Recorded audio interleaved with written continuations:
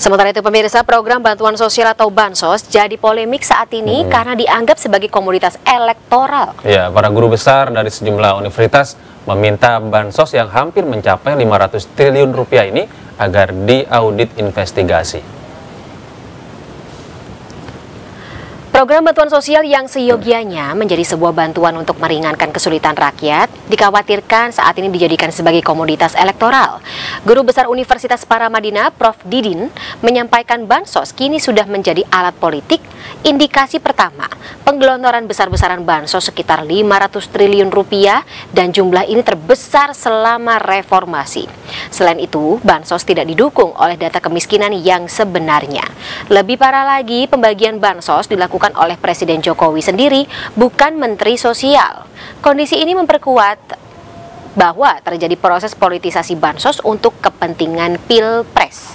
Oleh karena itu, sejumlah guru besar mendesak agar dilakukan audit investigasi.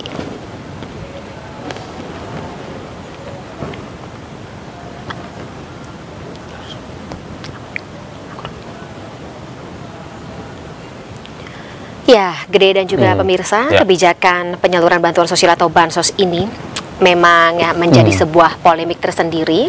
Katanya juga perlu diadakan sebuah audit investigasi. Sebab polemik yang terjadi saat ini dilakukan atau terjadi pada masa kampanye. Betul, sejumlah pihak menilai bantuan sosial ini dijadikan alat politik untuk mendulang suara di Pilpres 2024. Dan untuk membahasnya sudah bergabung bersama kami pengamat politik Banggi Syarwi Caniago dan ada ekonom dari Universitas Indonesia Dr. Nina Sapti Triaswati. Assalamualaikum, selamat pagi Bu Nina, apa kabar?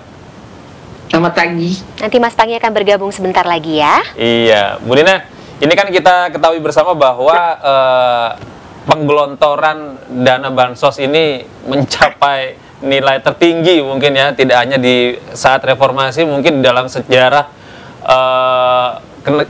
kenegaraan kita ini ya, Bu Nina ini. Kalau Anda melihat ini seperti apa? Apakah ini memang diduga kuat ada hubungannya dengan cara untuk meningkatkan elektoral kepada paslon tertentu? Maaf, suaranya agak putus-putus, kalau boleh diulang. Ya, Bu Nina, ini kan suara saya apakah sudah terdengar dengan jelas, Bu Nina? Ya, Anda bisa mendengar suara kami dengan jelas? Ya, kedengeran. Ya, Bu Nina, ini kan ada kenaikan dana Bansos yang cukup signifikan hingga 500 triliun ya pada saat tahun politik di tahun 2023 dan 2024. Tanggapan Anda seperti apa? Apakah ini patut diduga sebagai bentuk penyalahgunaan anggaran begitu? Ya, saya tidak tahu saya salah mendengar atau gimana, karena agak putus-putus, saya nggak tahu ini komunikasinya. Tapi apakah suara saya terjelas? Kedengaran jelas? Jelas, Bu Nina. Ya, pada dasarnya Bansos yang tertinggi itu pada saat COVID 498 triliun. Ya, sekarang 496, gitu ya. Tapi intinya besaran itu kenapa meningkat? Itu yang harus juga hati-hati dilihat, dan beda dengan pada saat COVID itu memang betul-betul pada saat itu orang nggak bisa apa-apa ya, jadi perlu pemerintah campur tangan besar-besaran ya, jadi bantuan itu sangat diperlukan. Tapi kalau sekarang tentu harus hati-hati melihat apakah ini anggaran tepat sasaran atau tidak, karena kan harus jelas arahnya apa, dan apakah kalau kita lihat rinciannya ini ada anggaran yang untuk sembako, tapi juga ada anggaran yang untuk BLT begitu, tunai sifatnya begitu kan, yang kita dengar yang diumumkan pemerintah gitu ya. Jadi ini sesuatu yang mungkin harus kita perhatikan secara menggunakan data terintegrasi. Kalau seandainya ini untuk orang miskin, ya benarkah itu tepat sasaran? Mungkin isunya lebih kepada proses pembagiannya yang dikhawatirkan menjadi tidak tepat sasaran kalau data yang digunakan ternyata bukan basis data yang terbaru, ya, jadi masih data yang berasal beberapa tahun yang lalu gitu ya, karena setiap tahun kan harusnya updating itu data ya. Nah, itu yang dikhawatirkan ya dengan Bansos besar-besaran yang datanya katakanlah tidak diperbaiki secara masif gitu ya, jadi akan akan ada potensi untuk penyimpangan-penyimpangan. Oke, Bu Nina, ada yang bikin saya penasaran tadi ketika Bu Nina mengatakan kalau pas lagi pandemi COVID-19 anggaran bansosnya kan 498 triliun rupiah, sementara sekarang jadi 500. Dari perspektif ekonomi ada nggak sih syarat-syarat Bu Nina ketika anggaran sebuah bantuan sosial itu naik dikarenakan apa-apa saja? Ya, anggarannya 498 pada saat COVID, kalau kita lihat rinciannya, itu berbeda dengan tahun-tahun sebelumnya ya. Jadi kalau diperhatikan pada saat tahun itu, anggaran terbesar itu justru karena COVID gitu ya. Jadi ada anggaran yang bansos paket sembako, itu yang sebelumnya nggak ada jadi ada, itu karena COVID begitu kan. Karena orang nggak bisa belanja, ya dikasihlah sembako begitu. Lalu bansos katakanlah tunai gitu, itu juga keluar di tahun 2020 itu karena memang dianggap membantu begitu ya. Jadi ini hal-hal yang sebelumnya tidak ada, posnya jadi ada begitu kalau kita lihat perbedaan antara 2020 dengan sebelumnya.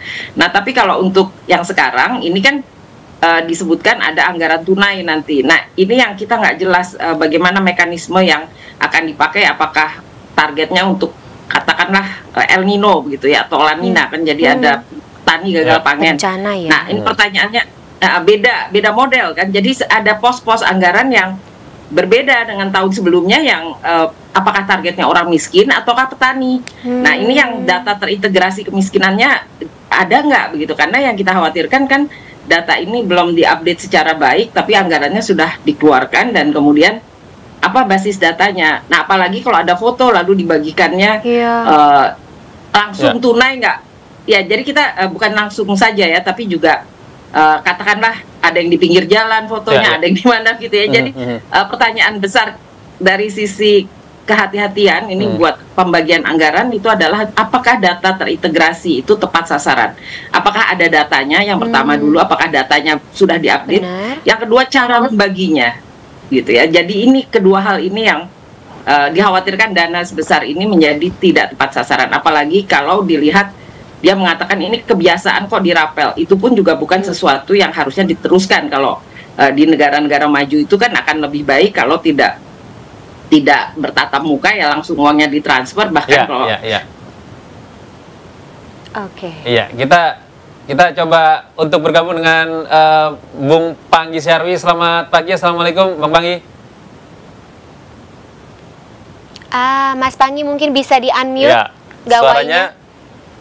Selamat pagi Mas Gede, Mbak Pani, selamat pagi. Selamat pagi. Bang Panggi, kita hari ini membahas soal bansos ini yang meningkat dan ada tuntutan dari para akademisi untuk dilakukan audit investigatif ini. Tanggapan Anda seperti apa, Bang Panggi? Ya, kalau kita sepakat aja, karena itu uang pajak yang dibayarkan oleh rakyat yang dipergunakan, yang kemarin ada kecenderungan DNA untuk kepentingan komunitas politik elektoral, bukan hanya semata-mata, bukan berarti ya ini harus digarisbawahi, ini harus hati-hati kita mengelola bahasa, bukan berarti kita tidak berpihak pada rakyat kecil ya, kita berpihak sama sekali, karena memang udah wajar negara membantu orang yang sulit gitu, itu wajar gitu.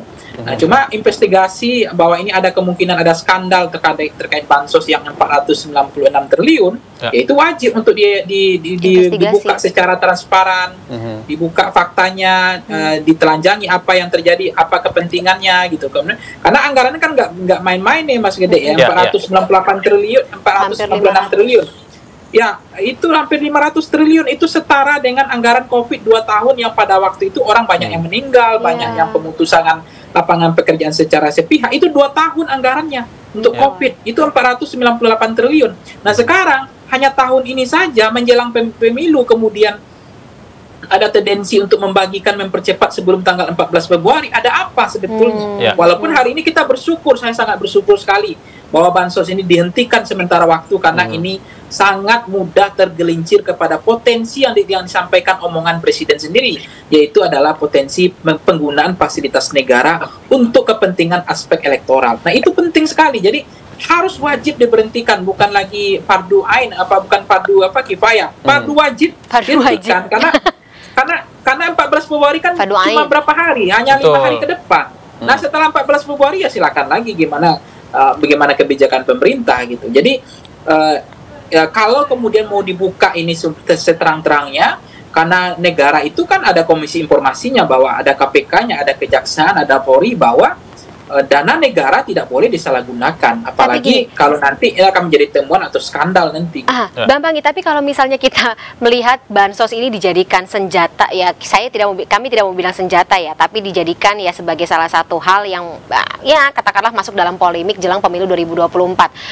Kenapa? Ya lagi-lagi dari kacamata Anda, kenapa? Apakah masyarakat kita memang lebih tertarik untuk urusan bantuan, ya sesuatu yang berhubungan dengan keseharian atau perut mereka masing-masing ini, dan ini menjadi sebuah amunisi atau ya dijadikan kepentingan oleh oknum-oknum yang berada dalam pusaran politik saat ini? Iya, sebenarnya Mbak Fani, bahwa pemilih Indonesia itu rata-rata dari demografi responden kita itu kan hanya 12-15% yang tamatan kuliah. Selebihnya kan tamatan yang tidak sekolah itu masih banyak, yang tidak masih SD. Nah, hal-hal yang semacam ini, soal yang namanya BLT, soal bansos, raskin, dan apa istilahnya berurusan dengan jeroan perut rakyat. Apalagi rata-rata penghasilan orang Indonesia itu di bawah 700.000, itu hampir 78%. Itu hal-hal yang begini itu sudah dibaca oleh kekuasaan, bahwa perilaku pemilih Indonesia itu cenderung transaksional, pragmatis, apalagi banyak orang Indonesia itu kan pemaaf, pelupa, dermawan, dan nggak enakan kalau udah dikasih bansos, udah dikasih dikasih BLT 600.000, masa kita nggak pilih nih? Ada anak presiden yang maju, kan yang bagikan presiden langsung nih, yang bansos di tepi jalan. Jadi, ya nggak enakan itu masih terbebani loh mereka, bahwa kalau pemilih rasional tentu mereka terima aja bantuannya, tapi mereka pilih hati nurani. Tapi nggak banyak pemilih yang seperti itu. Nah, hal-hal yang semacam ini yang dipahami oleh kekuasaan untuk menjadikan bansos atau politisasi bansos dalam judul kita ini sebagai kepentingan aspek-aspek politik komoditas elektoral. Nah, itu yang kemudian rakyat itu nggak bisa membedakan, Mbak. Bagi dia hal-hal yang begini lebih penting daripada dinasti politik. Bansos ini ya lebih penting daripada dinasti politik, soal pelanggaran konstitusi, abuse of power, apakah soal demokrasi yang babak belur, soal bagaimana nepotisme, nggak penting bagi mereka, Mbak. Itu isu langit. Isu langit yang tidak membumi. Tapi bansos itu isi perut, itu isi hati mereka yang, wah ini betul-betul pemimpin yang mencintai rakyat. Nah, itu yang kenapa kemudian menjelaskan kenapa effortingnya Pak Jokowi, presiden kita, itu sampai 80%, itu tertinggi di dunia. Karena persoalan begini, Mbak. BLT-nya 600.000, bansos dapat lagi, belum El Nino, belum raskin. Siapa yang nggak happy? Siapa yang nggak senang? Cuma ini tahun politik, hati-hati gitu. Baik. Kita ke Bu Nina. Bu Nina, kalau Anda melihat ada seruan dari sejumlah akademisi dan sivitas akademika yang menuntut akan adanya audit investigatif, ini mekanismenya akan seperti apa, dan bagaimana optimisme Anda terhadap penerapan audit investigatif ini?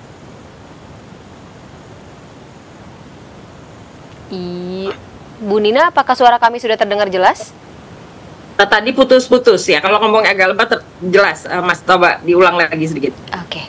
Ya, Bu Nina, kalau kita tadi ada sejumlah akademisi yang menuntut adanya audit investigatif, begitu ya? Audit investigatif nih, Bu Nina. Mekanismenya akan seperti apa? Maaf Mas, nggak kedengeran malahan. Tadi kedengeran yang Mbak kedengeran suaranya. Aku coba dari aku ya. Saya coba dari saya. Bu Nina, kalau misalnya audit memang akan dilaksanakan, ini SOP atau penerapannya seperti apa, dan apa-apa saja pos-pos yang harus diaudit? Ya, kalau kita lihat anggaran itu lain-lain ya. Bansos itu kan keseluruhannya 496. Jadi kalau yang dikhawatirkan sembako tadi misalnya yang salah sasaran ya, pos itu yang diaudit gitu. Yang kan yang sifatnya tunai juga. Nah, itu juga harus dilihat. Jadi istilah audit itu kan kalau untuk melihat sasarannya tepat atau tidak. Jadi bukan sekedar uangnya selesai dibagi habis gitu. Itu pun juga harus hati-hati ya. Jadi kita harus lihat bukan sekedar menyalurkan uangnya dihabiskan, tetapi juga uangnya habis dan kemudian sesuai dengan data yang diupdate tadi. Nah, karena kita di lapangan kita dapat baca di laporan anekdotal dari berbagai jurnalis, itu laporan jurnalis mengatakan itu datanya tidak bagus gitu ya. Lalu dia perbaiki, ternyata tetap dibagi data yang lama. Ya, jadi ada kepentingan untuk updating itu perbaik. Nah, itulah perlunya audit di pos-pos itu. Jadi tertentu ya, banposnya ada yang perlu diaudit, tapi bagiannya yang mana itu yang harus diperjelas, yaitu yang sembako gitu ya, yang jadi ada tidak semua bansos ya, karena ada bansos yang kesehatan ya itu jelas gitu ya, itu yang seperti itu. Iya, kalau Bang Panggi, Iya, kalau negara. Anda melihat penggunaan bansos ini ya, kita melihat ini sebagai salah satu instrumen elektoral begitu ya. Nah, apakah ini ada indikasi sebagai bagian dari korupsi kebijakan? Khawatir Ya, sebenarnya kalau kemudian ada gejala BLT itu biasanya setelah Februari, kemudian dimajukan sebelum 14 Februari, kemudian dirafel langsung 600.000, kalau kemudian ditransfer lewat pos atau bank BRI kepada rakyat dan rakyat mendapatkan itu sebelum per 14 Februari, yang sebelumnya dibagikan setelah Februari. Berarti kan ada indikasi, ada bau amis. Kenapa dimajukan? Aspek apa yang membuat itu penting? Ya. Nah, artinya ada persamaan kepentingan. Yang satu rakyat ini butuh uang dan barang, yang satu butuh elektoral. Nah, itu persamaan kepentingan. Nah, ketika ada persamaan kepentingan, itu yang disebut dengan konflik kepentingan. Bahwa ini clear, bahwa ini bahaya. Makanya statementnya Presiden mengatakan tidak boleh menggunakan fasilitas negara. Pasal itu masuk. Itu masuk penggunaan fasilitas negara, termasuk tergelincir pada proses abuse of power. Nah, itu yang harus dipahami, sehingga memang harus dihentikan. Oke, tampaknya terputus sinyalnya, tapi tidak apa-apa. Terima kasih banyak sebelumnya Bang Panggi, Syarwi, dan juga Ibu Nina atas insight-nya dalam iNews Today hari ini. Salam sehat selalu Ibu dan juga Bang Panggi sebelumnya. Kita ketemu lagi lain kesempatan. Sampai jumpa. Assalamualaikum, selamat pagi.